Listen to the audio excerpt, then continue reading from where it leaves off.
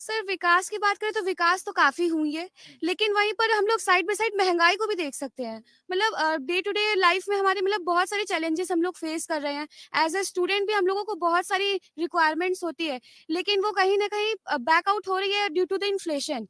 मतलब इन महँगाई जो है वो बहुत ज़्यादा दिन पर बढ़ती जा रही है। तो कहीं न कहीं हमारे जो यहाँ पे लोग खड़े हुए हैं यहाँ से, उन लोगों को महँगाई के ऊपर बहुत ज़्यादा देखना चाहिए। और सेकेंडली मैं बात करूँगी कि वुमेन्स रिप्रेजेंटेशन की। वुमेन रिप्रेजेंटेशन इस बार के मैनिफेस्टो में तो ख़ैर है वुमेन्स का रिप्रेजेंटेशन, लेकिन हम लोग ऐसे करेंटली हम लोग वुमेन रिप्रेजेंटेशन देख नहीं पाते हैं। अभी इलेक्शन का दौर चल रहा है, लोग मैनिफेस्टो निकाल रहे हैं, रैलीज़ निकाले, तो कहाँ हम लोगों को वुमेन्स रिप्रेजेंटेशन उसमें दिख रही है? वुमेन्स कहाँ पर हैं? वो नहीं दिख पा रही है हम लोग को यहाँ पर। तो अभी बीच में जो बिल लेकर आई केंद्र सरकार, महिला आरक्षण बिल, उसके बारे में क्या इन्फॉर्मेशन है आप लोगों को? हालाँकि वो अभी लागू होने में वक़्त लगेगा, बट एक कोशिश के तौर पर बीजेपी कह रही है कि हमने कोशिश की है कि महिलाओं को वो रिप्रेजेंटेशन मिले। सर हाँ, 33% यहाँ पर दिया गया है, वेटेज रिज़र्वेशन दी गई है वुमेन्स को। बट अभी उस चीज़ को लाने में बहुत सारा टाइम लगेगा, ठीक है? तो इनिशिएशन जो है वो अभी से, इनफैक्ट अभी से लेना चाहिए, इसी वक़्त से, तभी वो मतलब धीरे-धीरे वो कंप्लीट हो पाएगी।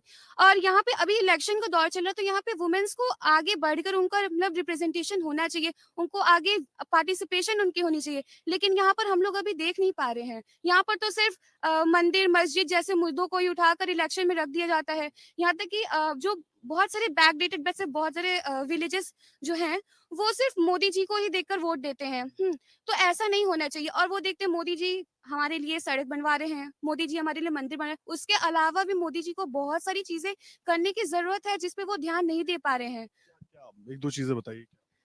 जैसे एजुकेशन के फील्ड में है, अ प्राइमरी एजुकेशन वगैरह उनको प्रोवाइड की जा रही है, लेकिन आज भी बहुत सारे ऐसे हैं, गाँव हैं, बहुत सारे ऐसे विलेजेस हैं, जहाँ पे एजुकेशन मतलब उनके लिए उतना बड़ा मुद्दा नहीं है।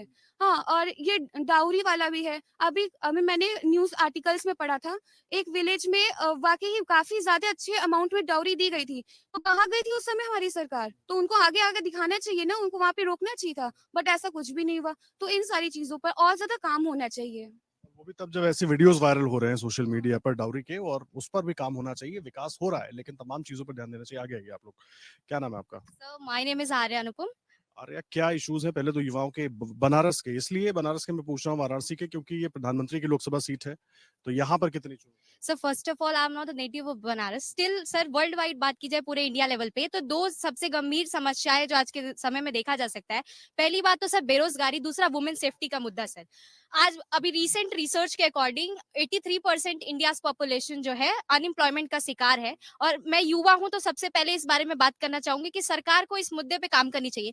दूसरी बात होती है सर वुमेन सेफ्टी की। सरकार को ये लगता है कि 33% वुमेन रिजर्वेशन पास करके ये वुमेन एम्पावरमेंट और वुमेन सेफ्टी का प्रमोट करे, बट ये इसका दूसरा बस ये वोटिंग अपीजमेंट पॉलिसी है जैसा कि मुझे लगता है।